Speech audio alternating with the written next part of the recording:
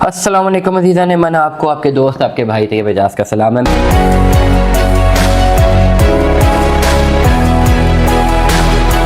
Different societies में हम लोग भी रोज़ाना डील कर रहे होते हैं और हर सोसाइटी के हवाले से खबर ये आ ही रही होती हैं कि फ़्रॉड कर गए हैं, ये फ़्रॉड है, ये भाग गए हैं, ये भाग रहे हैं। अभी एक बड़ी इंपॉर्टेंट चीज़ है जो मैं आपको एड्रेस कर रहा हूँ। देखिए, being an analyst real estate के हवाले से, जितना रियल एस्टेट को मैं समझता हूँ, रियल एस्टेट की जितना मेरा एक्सपीरियंस है, मेरी फैमिली की तीसरी जनरेशन है इस रियल एस्टेट में। ये फाइलें तो अभी आई हैं ना, हम तो तब से हमारी फैमिली से इसमें इन्वॉल्व है जब ये फाइलों का तो कॉन्सेप्ट भी नहीं होता था। फाइलें तो बड़े बड़े प्रोजेक्ट्स ने आज से पहले लॉन्च की थी। इससे पहले तो फाइलों का कॉन्सेप्ट नहीं होता था, कैश का कॉन्सेप्ट होता था।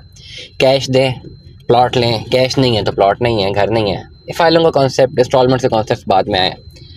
इस बात में कोई दो राय नहीं है कि इंस्टॉलमेंट्स में लोगों ने अरबों रुपया, करोड़ों रुपया बनाया है इन फाइलों में इन्वेस्टमेंट करके और फिर बाद में पोजेशनेबल प्रॉपर्टीज़ लेके। और इस बात पे भी कोई दो राय नहीं है कि लोगों ने लाखों करोड़ों रुपया गंवाया है। ये तो ट्रेड फैक्टर होता है। पाकिस्तान के किसी भी फॉर्मेट का आप चले जाएँ, आप रियल एस्टेट में चले जाएँ, इवन पोजेशनेबल प्रॉपर्टीज़ में भी लोगों को अक्सर नुकसान हुए हैं। ज़्यादा नहीं हुए लेकिन अक्सर थोड़े बहुत हुए हैं, नुकसान तो हुए हैं। आप स्टॉक मार्केट में आ जाएँ, किसी को फ़ायदा किसी को नुकसान है। आजकल क्रिप्टो करेंसी बहुत ज़्यादा जो है वो रूज पे है, बहुत सारे लोग पैसा बनाते हैं लेकिन बहुत सारे लोग गंवा भी रहे हैं। तो ट्रेड के फैक्टर में, इस तरह के फैक्टर्स में जब भी आप आएंगे बिजनेस के पॉइंट ऑफ व्यू में, तो मुनाफा भी होगा, लॉस भी होगा। मकसद व्लॉग करने का ये है कि अक्सर लोग जिन भी प्रोजेक्ट्स की बात करो, हर प्रोजेक्ट में ही 13-14 प्रोजेक्ट्स हैं पाकिस्तान में या इस्लामाबाद के गिरदनवा में।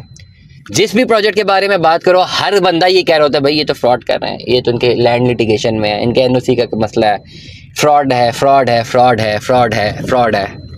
और ये कहते कहते कहते कहते होता कुछ यूँ है कि अक्सर प्रोजेक्ट्स बन जाते हैं, उनकी शुरू की जो इन्वेस्टमेंट्स होती हैं वो डबल ट्रिपल हो चुकी होती हैं और कुछ लोग यही बोल रहे होते हैं फ्रॉड है, फ्रॉड है। फ्रॉड को तयन कैसे किया जा सकता है कि ये फ्रॉड है या नहीं है? एक ही इंडिकेटर है कि ये फ्रॉड है या नहीं है कि जो भी सोसाइटी आती है, इस्टेब्लिश होती है, उसका एक ऑफिस होता है। उस ऑफिस से ही अपनी फाइल्स लॉन्च करती है, उसी ऑफिस से जो है वो अपनी ट्रांसफ़र देती है, वही ऑफिस का जो है कंप्लीट वो उसका जो है एक गार्डियन होता है। बीइंग एन एनालिस्ट एक ही ऑप्शन है, बाकी भी बहुत सारी ऑप्शन हो सकती है, लेकिन आखिरी जो ऑप्शन ये है वो यही होती है कि इसका ऑफिस खुला है या बंद है। ऑफिस में कोई ना कोई है, ऑफिस चल रहा है। Is there someone, is there anybody who is willing to take the responsibility of that files जो लोगों को बेची हुई हैं? जब तक ऑफिस है तब तक, और कोई डॉक्यूमेंट नहीं है, कोई एक्शनेबल डॉक्यूमेंट नहीं है गवर्नमेंट की तरफ से। अगर गवर्नमेंट को उस ऑफिस के हवाले से बहुत सारी कंप्लेंट्स होती हैं तो वो बंद कर देते हैं, या उनके गवर्नमेंट नहीं चलने देती ना ऑफिस को। लेटर सपोज आज मैं एक छोटी सी दुकान खोलूँ मार्केट में और मैं गवर्नमेंट की, या फैक्ट्री बना लूँ छोटी सी चले, और मैं गवर्नमेंट की रूल्स एंड रेगुलेशंस को फॉलो ना करूँ तो गवर्नमेंट नहीं चलने देगी, मेरी फैक्ट्री को बंद करेगी आके। और अगर वो चल रही है तो मतलब उसके खिलाफ कोई कंप्लेंट्स नहीं है, ठीक है, वो खुला हुआ है, सील नहीं हुआ, तो वो कहीं ना कहीं पे कोई ना कोई लॉ बे तो कर ही रहे हैं ना किसी तरीके से। तो ओवरऑल कहना बहुत आसान है, फलानी सोसाइटी फ्रॉड कर गई, फलाने फ्रॉड कर गए, फलाने चले गए, लेकिन ऑन ग्राउंड तब तक कोई चीज़ डिक्लेयर नहीं की जा सकती या तो एक एक्शनेबल एविडेंस हो सरकार की जानिब से कि भाई ये हमने इसको इलीगल डिक्लेयर कर दिया है, इस पर कोई पैसा ना डाले। और प्लस सिर्फ खाली ये डॉक्यूमेंट ज़रूरी नहीं है, फिर सरकार का ये काम भी बनता है कि उसको जहाँ पे उसकी ट्रेड हो रही है, उस सोसाइटी की, उस प्लॉट की या फाइलों की, उनको क्लोज करे, उसको ना चलने दे।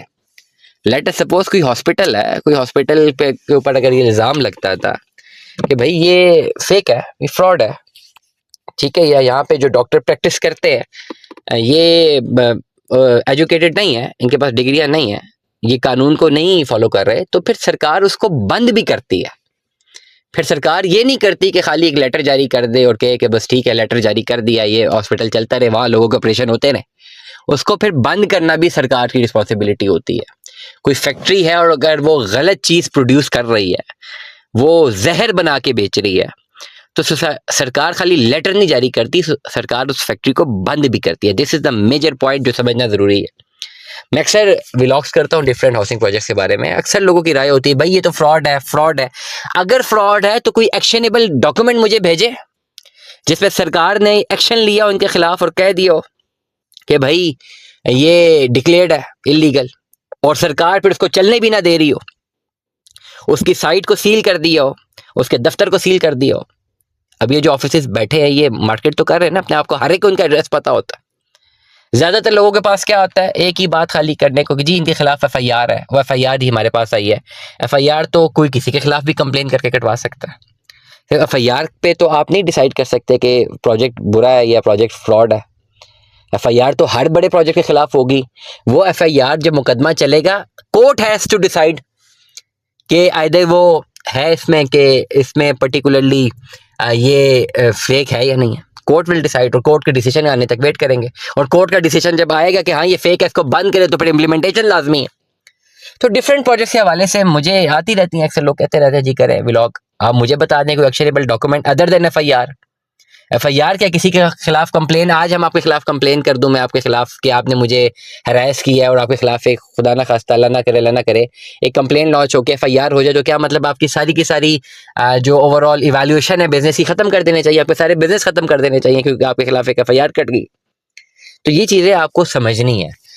तो सबसे बेसिक इंडिकेटर यही है कि जब तक ऑफिस खुले, जिस दिन ऑफिस बंद हो गया उस दिन फ्रॉड डिक्लेयर हो जाता है कि भाई ये लोग ऑफिस बंद करके भाग गए, किससे जाके बात करें। भी रिसेंटली मिविडा खानियाल होम्स, मैंने अपने व्लॉग्स में 12 रोज़ाना कह रहा हूँ मैं, मेरे बड़े करीबी दोस्त की फाइल्स हैं, उसने मुझे भेजी हैं, हालांकि मैंने इनमें डील भी नहीं किया। वो फाइलें मैंने उससे लिया केस, मैंने कहा भेजो मुझे केस, मैंने केस देखा। लेकिन जब मैं मार्केट में गया हूँ, मैंने ऑनलाइन सर्च किया है, राब्ते किए, नंबर्स पे सर्च किया है, तो पता चला जी दफ्तर ही बंद हो गया। मैंने उसको फ़ोन कर दिया, भाई दफ्तर बंद हो गया, फ्रॉड हो गया। वो कहता कुछ करो, व्लॉग करो, ये करो। मैंने कहा वो करते रहेंगे, बात की बात है। But now this project is finished, ये पैसे लेके ख़त्म हो गए तो बस ख़त्म हो गया, दैट्स इट। अब now go for the litigation procedures अगर जा सकते हैं, ठीक है। तो दिस इज़ द रियलिटी। जब तक सोसाइटीज़ ऑपरेट हो रही हैं, इट मीन्स कहीं ना कहीं पर उनकी लीगल बाइंडिंग्स हैं, सरकार उनको अलाउ कर रही है और वो बैठे हुए हैं।